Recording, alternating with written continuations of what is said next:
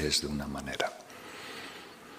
Entonces, todo lo que no sea, por decirlo así, fuera de nosotros, todo lo que no sea objetivo, ¿no? Todo lo que no sea algo que experimentamos con los sentidos, eso pertenece a esta dimensión mental. Y cuando usamos la palabra mente, nos queremos referir a eso. Ahora, nuestra experiencia subjetiva, esta experiencia mental, está teñida por distorsión, por confusión, por engaño. Entonces vais a ver que en el budismo se usa mucho la palabra ignorancia. Y eso nos lleva a pensar que no sabemos, no conocemos de algo. Pero aquí cuando usamos este término ignorancia, marikpa, quiere decir algo que es oscuro, turbio, opaco.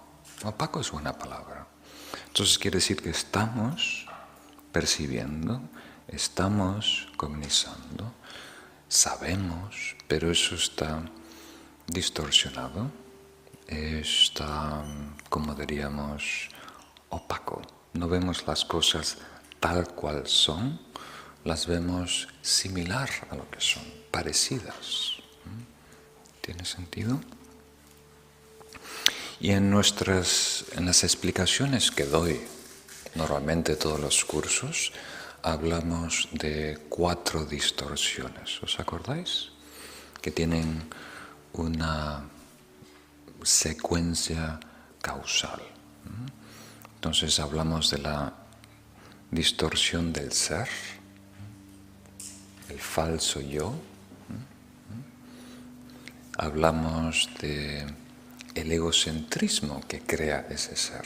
Una vez que estableces un ser único, absoluto, eterno, tiene su aura, tiene su, como diríamos, exigencias, ¿sí?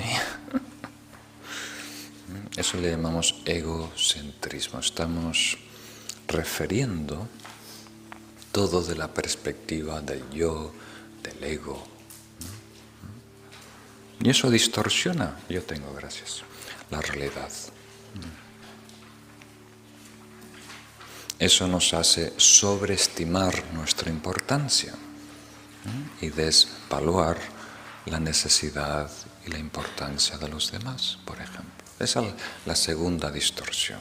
Entonces, la primera distorsión es una noción confusa de quiénes somos y eso automáticamente produce una distorsión de pensar que yo soy el eje, el centro del universo. Y eso nos hace reactivos, queriendo decir que todas las experiencias que tenemos reaccionamos de una manera exagerada, porque siempre estamos pensando que tiene que ver solo con nosotros y que amenaza a nosotros. Entonces eso le llamamos la distorsión emocional, los estados aflictivos mentales. Y esa la comprendemos muy bien, porque cuando estamos enfadados no vemos las cosas claras. Cuando estamos encantados, maravillados, con deseo, no vemos las cosas claras. Cuando hay orgullo, no vemos las cosas claras. Cuando hay envidia, no vemos eso distorsiona la realidad, ¿no? Y hemos dicho que estos estados aflictivos impulsan acciones distorsionadas o torpes, que no concuerdan con la realidad, ¿verdad? Eso le llamamos la distorsión kármica o conductual. Y eso nos lleva a sufrir en el mundo. Eso nos lleva a ver problemas en nuestras vidas. Entonces, cuando escuchamos la palabra sufrimiento, realmente estamos hablando de complicaciones. Nuestras acciones, nuestra actitud crean complicaciones. Al no estar en armonía con la realidad, las cosas se complican y algunas veces muy rápido. Entonces, al explicar de qué manera las distorsiones producen malestar, sufrimiento, problemas, complicaciones en nuestra vida, hay 4 pasos, ¿verdad? La distorsión del yo, la distorsión del egocentrismo, la distorsión emocional y la distorsión conductual. Ahora, lo que vamos a ver a continuidad con los 12 eslabones es simplemente extenderlo a 12 pasos, verlo en un poco más de detalle, por decirlo así, esa secuencia natural. Entonces, cuando hablamos de tendril, suena tan fácil en tibetano, tendril. En castellano tenemos que decir originación interdependiente, o surgimiento dependiente. No se puede evitar, tenemos que hablar de otras vidas. O sea, una comprensión del karma, de la acción volicional que nosotros impulsamos, naturalmente nos lleva a indagar, a explorar la posibilidad de continuar por muchos cuerpos, ya que esto que impulsamos es mental y por lo tanto no se debe limitar por la materia. El cuerpo envejece, el cuerpo se descompone, pero ese estado de conciencia, sus impulsos, ¿verdad?, continúan más allá de este cuerpo.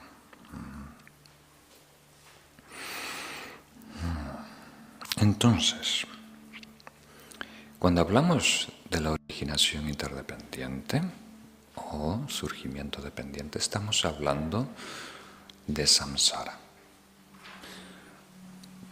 Cuando lo explico de una manera simple de estas 4 esferas de distorsión, o cuando lo explicamos de una manera más elaborada, con los 12 eslabones, estamos hablando de un ciclo vicioso, en donde estamos impulsados a renacer involuntariamente una y otra vez, una y otra vez, una y otra vez.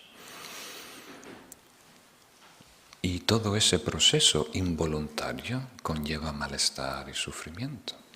Entonces, la misión inicial del budismo es liberarnos de este ciclo vicioso de renacimientos comprometidos o involuntarios, liberarnos de samsara.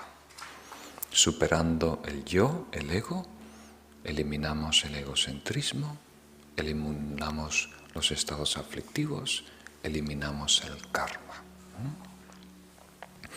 Y después, en el Mahayana, hay una motivación aún más superior o sublime, que es no solo liberarnos del ego, liberarnos de samsara, sino lograr la budeidad, llegar a un estado donde estamos capacitados con todos los recursos necesarios para asistir y beneficiar a los demás de una manera genuina y sostenible. Entonces, los 12 eslabones es muy importante comprender, tener una idea de ellos, porque nos ayudan a entender en dónde estamos, cómo se está produciendo la realidad que nosotros percibimos y habitamos. Y por ende también el secreto de cómo desmantelarla. Porque si hay causas y condiciones, si hay una secuencia causal, entonces también indirectamente nos está diciendo cómo cortar esos eslabones, esa cadena, ese proceso de malestar y sufrimiento, ese proceso de distorsión y todo el mal que produce en nosotros. Entonces, por decirlo así, el salir del samsara o el despertar de este sueño o eliminar estas distorsiones pasan por fases. Y eso lo tenemos claro, solo hay que mencionarlo, que el camino espiritual tiene sus fases. Y vamos transitando de lo burdo a lo sutil, superando distorsiones graves a distorsiones muy sutiles, muy refinadas. Muy bien. Ahora vamos a hablar en general de lo que es tendril o este surgimiento dependiente. En realidad, cuando escuchéis ese término en el budismo, particularmente en las tradiciones tibetanas, realmente se usa de 3 diferentes maneras. Ahora lo estamos viendo como los 12 eslabones del surgimiento dependiente, ¿verdad? Una manera que explica cómo producimos esta realidad dualista, del ego a el universo, cómo se manifiesta.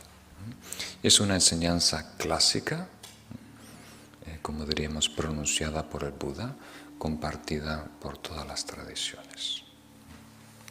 Después, a nivel filosófico, las escuelas Mahayana, de las que se adhieren los tibetanos, usan el término surgimiento dependiente para comprender la realidad última.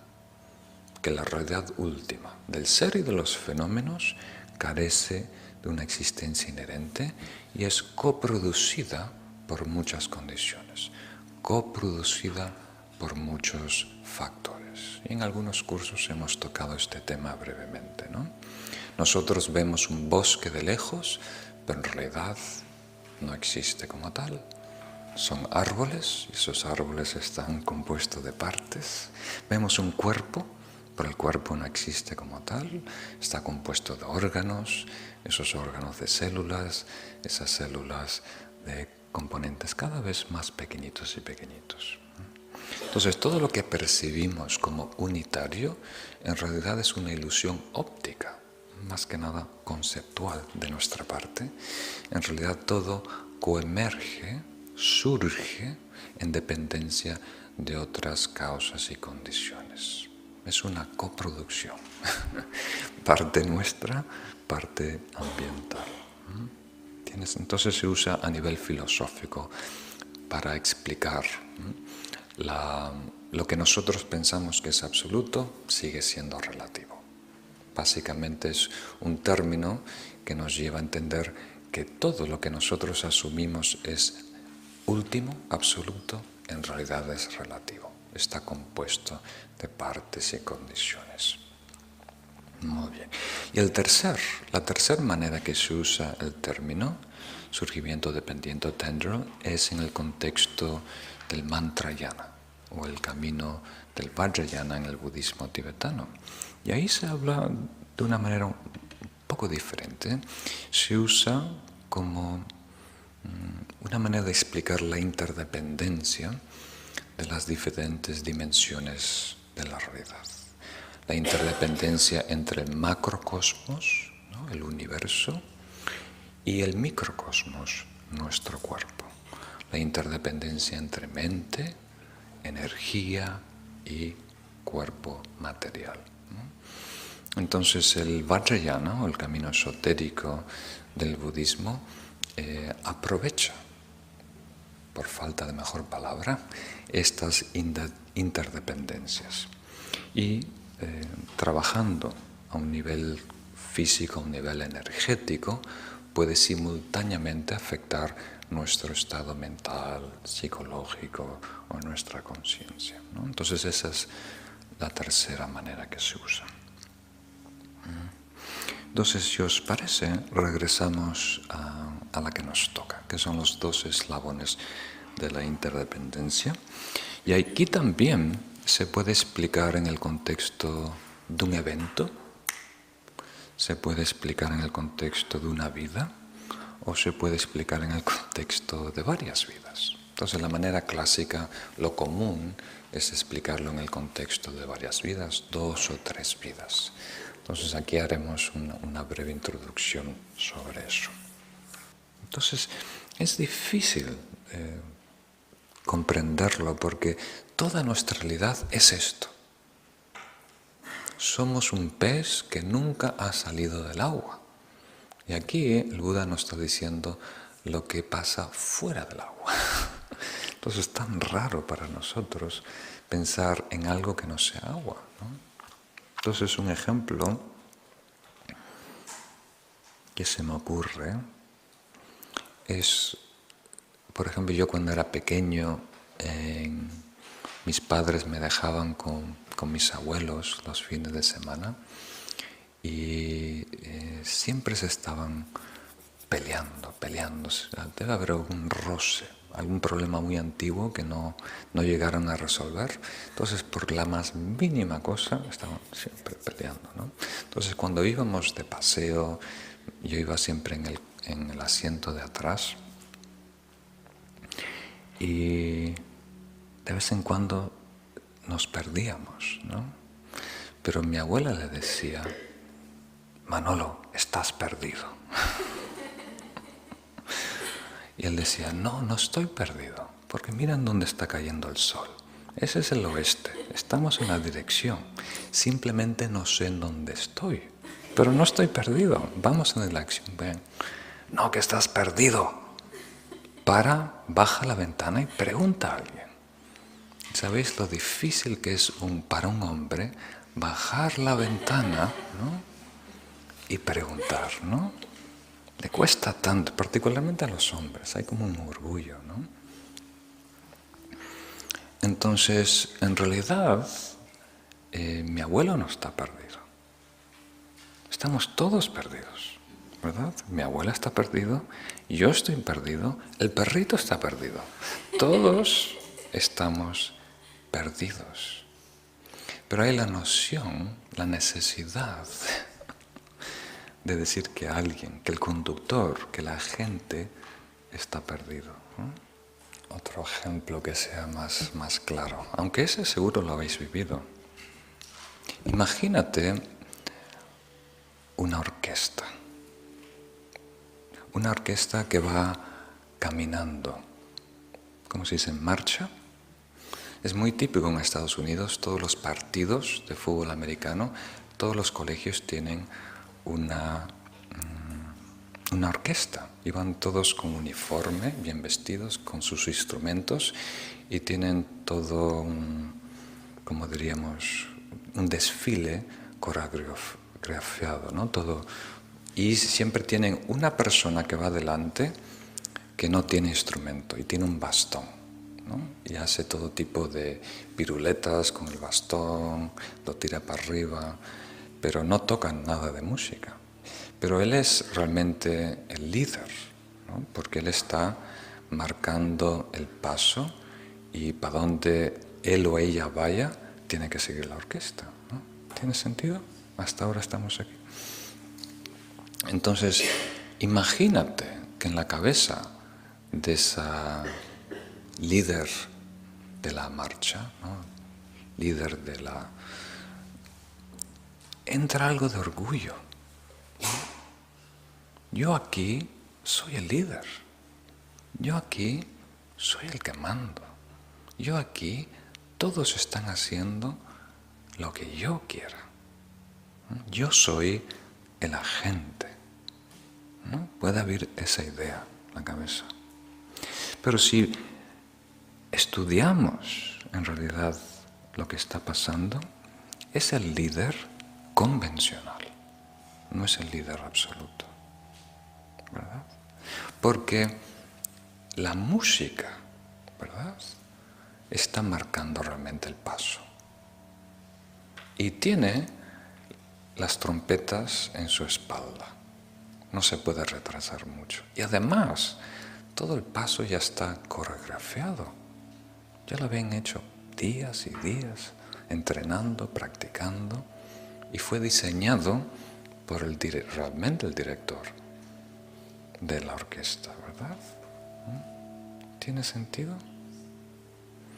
Y además, el campo en donde está ya está determinando un poquito la velocidad. Él sabe que está esta música y tiene 50 metros y tiene que llegar al final de esa nota. Entonces, ¿quién manda? ¿Verdad? Entonces, ese liderazgo realmente es una coproducción. Fue entrenado, fue dirigido por el profesor que está sentado ahí gritando. La música, los pasos de todo, las medidas del campo, todo eso está determinando. Pero en la perspectiva subjetiva de ese individuo, no, soy yo soy el que mando. Yo estoy eligiendo y marcando el paso. En realidad no es así, ¿verdad? Entonces, en cada momento de tu vida hay una coproducción. Hay historia, hay ambiente, contexto, hay cuerpo, genes, ¿no? Hormonas, hay patrones conductuales. Y todo eso te está llevando a cierto ritmo, te está llevando a inclinarte en cierta dirección. Y nosotros podemos desestimar, ignorar todos estos factores que están coproduciendo y decir, no, yo estoy eligiendo. ¿Tiene sentido? O yo estoy experimentando. Cuando en realidad la experiencia de mi voz, ¿no?, es una coproducción entre tu cuerpo, la energía, la mente, interacciones químicas, eléctricas, ¿no?, conceptos antiguos que están descifrando estos sonidos, ¿no?, dándole palabras. ¿Tiene sentido? Pero parece que aparte de todo esto, realmente hay una cosa dentro que tiene una de estas tres cualidades: eterna, individual, que quiere decir sin partes, sin condiciones, e independiente, no afectada, no determinada. ¿Tiene sentido? Y eso es, esa distorsión primaria, es el origen de todos nuestros problemas, por decirlo así. Partiendo de esa distorsión, nos hacemos muy reactivos. Se crean reactivos cuando hablamos de las 5 esferas, en el contexto de los 12 eslabones, nos inquieta, nos lleva a inclinarnos, a tener ciertas, como diríamos, tendencias que nos llevan a agitación mental, que nos llevan a desarrollar formas y nombres y cuerpos y procesos mentales que nos llevan a interactuar en el mundo, tener experiencias, tener sensaciones, maravillarnos con ellas, estar seducidos por ellas y después empezar proyectos para conquistar esto y conquistar lo otro y pelear contra esto y pelear contra lo otro. Entonces todo surge de esa confusión, crea un vacío existencial que intentamos tapar, enmascarar inmediatamente por esta noción primaria de ser. Entonces, por favor, no malentiendan, no queremos decir que no existe la persona, que no existe el ser, que no existe el espíritu, que no existe el alma, que no existe el ego. Todo eso existe a nivel convencional, pero no a un nivel absoluto.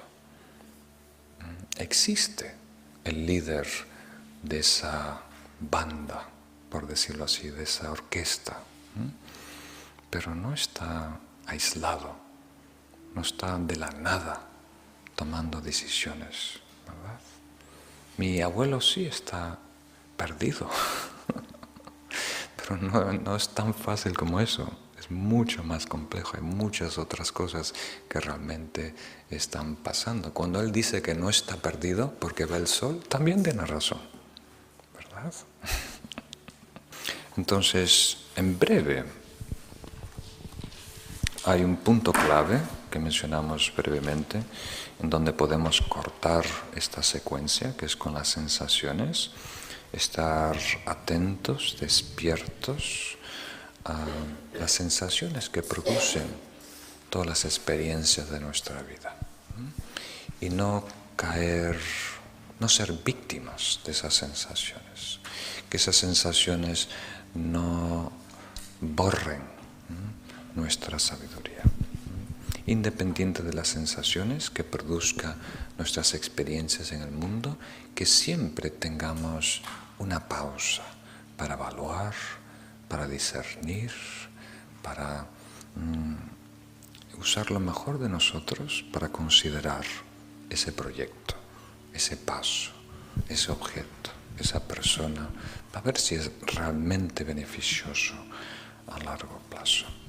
Y después, en términos generales, vamos yendo marcha atrás, marcha atrás, marcha atrás, resolviendo primero los patrones instalados, resolviendo las adicciones, resolviendo el deseo, resolviendo la inquietud mental, el ruido mental que no nos deja percibir las sensaciones, hasta llegar a superar la ignorancia, que podemos decir que son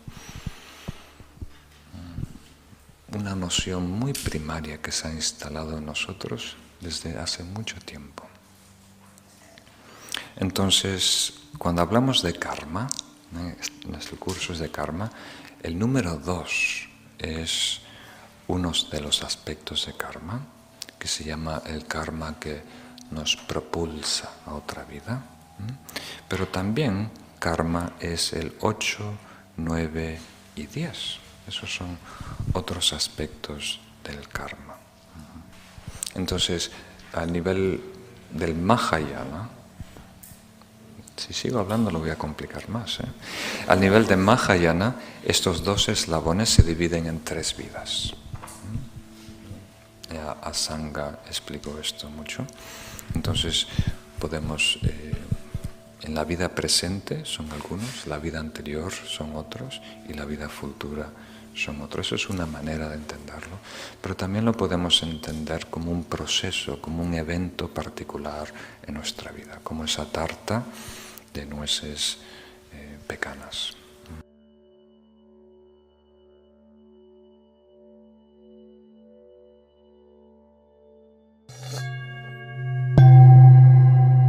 Explicaciones de las palabras del ido al gozo.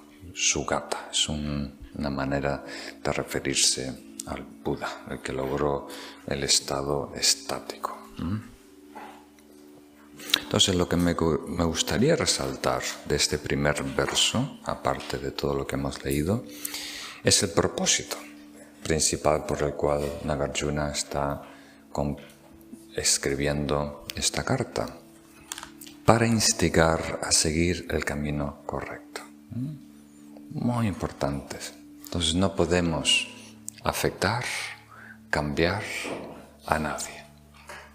Las personas están más allá de nuestro alcance. Y así debe ser. Hay que respetar el libre albedrío de cada quien. Pero todos nosotros tenemos el deber de inspirar, de instigar, de entusiasmar a las personas a introducirse en el camino consciente hacia la iluminación. Y aquí está haciendo esa labor el Buda. Y le recuerda, ¿no?, al príncipe, al rey, que depende finalmente de él. Si acepta las enseñanzas y si él o ella, si él toma la iniciativa de involucrarse. Porque una cosa es ser invitado a una fiesta, a una boda, y otra es acudir, ¿no? Entonces recibimos invitaciones en el correo continuamente. A mí me llega todo tipo de invitaciones por email,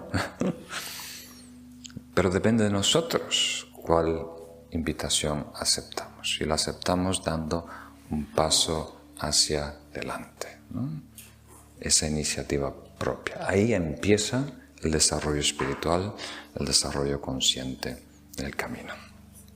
Después hay otro verso muy importante, que es el verso número 3, donde habla un poco de la esencia del Dharma y también la humildad. Aunque muchas de las resonantes palabras del Buda ya te sean familiares y las comprendas, ¿acaso algo hecho de piedra caliza no es aún más blanco cuando se ilumina por la luz de la luna en el invierno? Entonces está de alguna manera tomando una postura humilde, diciendo que aquí a lo mejor no voy a decir nada que tú ya no sepas. Tú eres una persona muy educada en el Dharma.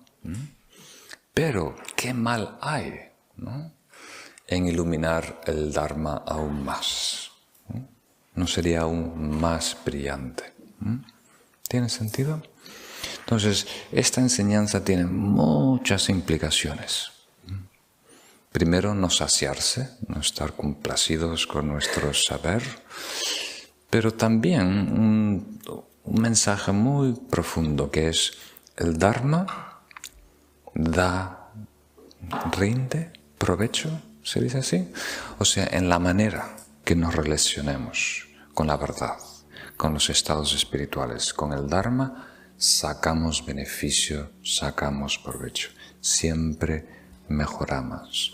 Y hay algo que hay que revisitar y reaprender continuamente. Eso es un mensaje, a lo mejor, que quiero que captemos todos hoy de esta reunión.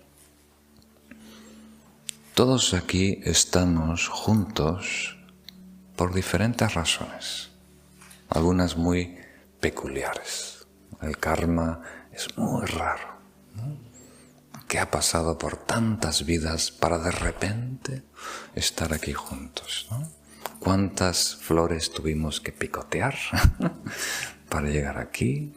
Y algunos tienen mucho entusiasmo, muchas ganas, un fervor, algunos devoción al maestro, algunos interés intelectual por las enseñanzas, ¿no? Pero nada de eso es, como diríamos, fijo, cierto, sostenible. ¿Qué garantía hay que nosotros vamos a estar reunidos aquí en un año, profundizando más? ¿Qué garantía hay que tú vayas a estar en un año profundizando las enseñanzas, integrándolas en tu ser? ¿Depende de karma? ¿Depende de inteligencia? ¿Depende de recursos? ¿Depende de salud? Son todas circunstancias que pueden ser favorables o desfavorables. Pero lo único que es garantía es nuestra comprensión, la sabiduría, el valor que encontremos en el Dharma. Y eso no viene solo. Podemos tener afinidad por todo lo que hemos transcurrido en esta vida y a lo mejor en otras, interés, afinidad, ganas, pero eso se va, muy fugaz, y lo veo continuamente, personas que están muy entregadas, muy interesadas, muy devotas, muy entusiasmadas, y de repente se acaba ese mérito, se acaba ese entusiasmo, hay algo que les distrae. ¿Por qué? Una razón, solo una razón: falta de sabiduría, una comprensión de la esencia del Dharma, lo que está en juego y el beneficio que podemos extraer de ello. Entonces, esta es nuestra labor, nuestra misión, como dicen los maestros tibetanos. No nos damos cuenta de la situación fortuita en la que nos encontramos. Sin querer, casi, hemos aterrizado a la orilla de una isla de tesoros. Y esa isla, ese tiempo en esa isla, no va a durar mucho, para algunos meses, para algunos años, para algunas vidas. Pero vamos a irnos de esa isla. Y nuestra labor es, el tiempo que estemos aquí, aprovecharlo, exprimirlo a lo máximo. Y la experiencia que podemos derivar, sacar del Dharma, de las enseñanzas, es sabiduría. Vamos a ver que eso es algo que recalca Nagarjuna, Chandrakirti, Shantideva, todos los maestros tibetanos. Todas las prácticas espirituales solo tienen un propósito: acercarnos a la verdad. Nada más importa, nada más sirve. Todo, desde astrología, a yoga, a salud, vegetarianismo, servicio social, buena conducta, paciencia, entusiasmo, meditación, estados profundos, extrasensoriales, todo lo que te puedas imaginar solo tiene un propósito: acercarnos a experimentar la verdad. Porque eso es lo único que es verdad, lo único que se queda con nosotros, lo único que nos puede transformar. Lo demás es condicional. Nos ayuda mientras esté. Pero lo único que podemos retener con nosotros es la sabiduría. Intelectual inicialmente y eventualmente intuitiva experiencial, el gnosis. Muy bien. Vamos siguiendo el próximo tema, donde Nagarjuna engloba lo que es la enseñanza del Bodhisattva, el camino espiritual, hablando de los paramitas en el verso número 8. La generosidad, la conducta, la paciencia, el entusiasmo, la concentración y la sabiduría, que discrimina, que discierne a lo mejor. Todas estas inmensurables perfecciones, hazlas crecer y conviértete en un poderoso conquistador que ha cruzado el mar de samsara. Muy bien, entonces aquí en este bello verso tenemos todo empaquetado. De una manera muy portátil, económica. Si tuviéramos que elegir de estos versos uno para hacernos un tatuaje, este sería el mejor, porque tenemos la lista de todos los ingredientes. Y como acabo de mencionar, el último, el paramita más importante, es la sabiduría. O sea, la generosidad, conducta, paciencia, entusiasmo, concentración, todas sirven, se inclinan, son sirvientes, asistentes de la sabiduría. Están para ayudarnos a facilitar el proceso de aprendizaje, integración, experiencia y realización. Eso es lo más importante. Y ahora va a señalar cada uno de esos versos. Y en el próximo, en el verso 9, inicia con la generosidad. Aquellos que muestran gran respeto hacia sus padres estarán unidos a Brahma o a un maestro. Gracias a venerar a sus padres, ellos obtendrán buena reputación y en el futuro alcanzarán los reinos más elevados. Entonces, aquí nos da una pista, que si queremos, ¿cómo es esa expresión? Mojarnos, si queremos introducirnos en el camino espiritual, se empieza con la generosidad. No hay alguien que sea tan pobre que no tenga algo que dar. Sonrisa, tiempo, atención. Aquí usamos el ejemplo, el arquetipo de los padres, pero se refiere a todos los seres. A través de la generosidad vamos a crear condiciones propicias, favorables para el desarrollo espiritual. Entonces, nuestra misión, por decirlo así, es reunir todos los ingredientes para la experiencia espiritual. Necesitamos recursos externos e internos, ¿verdad? Necesitamos salud, necesitamos espacio, tiempo, silencio, amigos armoniosos, espirituales que nos acompañen. Necesitamos conocimiento, necesitamos lucidez, claridad, atención, es una psicología estable, ¿no? Todo eso es necesario. Y si reunimos las condiciones, los ingredientes, el éxito, el resultado está garantizado. No ocurre por magia, no es un milagro. Es algo que nosotros tenemos que, con arte, desarrollar. Muy bien, el primer ingrediente indispensable es la generosidad. Y después introduce la disciplina en el verso 10 y 11.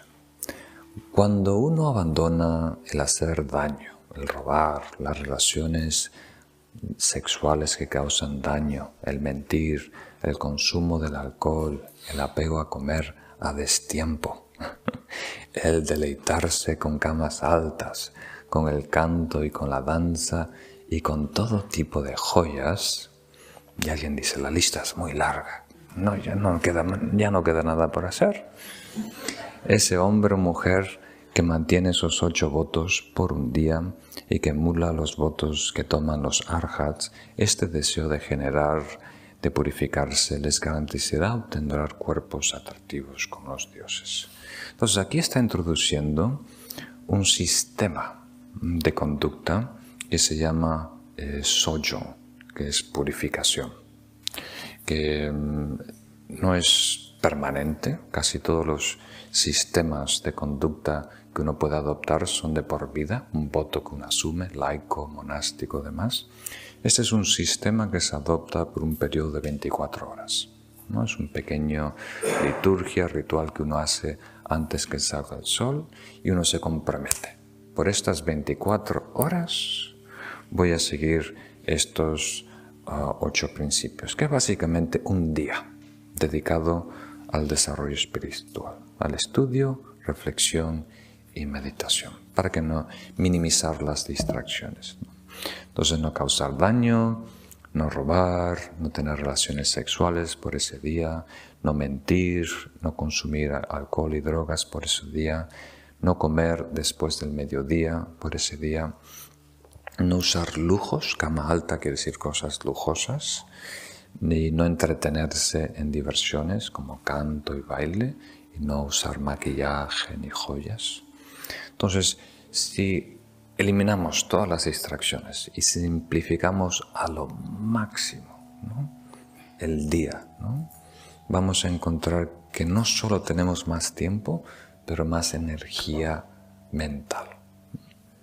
Hoy en día nuestra energía mental se diluye, porque estamos tratando y atendiendo a tantas cosas. No sé si os dais cuenta, ¿no?, que una persona hoy en día está desarrollando las actividades, el trabajo, los proyectos de lo que antes hacían 3 o 5 personas. Y eso consume energía vital. Entonces aquí solo un ejemplo, en este verso 10 y 11, que nosotros debemos incluir en nuestra vida el ingrediente de la conducta. Cada quien lo puede definir, ¿no?, de su manera, pero tenemos que incluirlo. Debe haber ética, moralidad, conducta, algún nivel de disciplina. ¿Por qué? Porque para encontrar la verdad necesitamos ¿qué? El microscopio de la mente. Y para llegar a acceder a la mente, que es un instrumento muy refinado, necesitamos tener cierta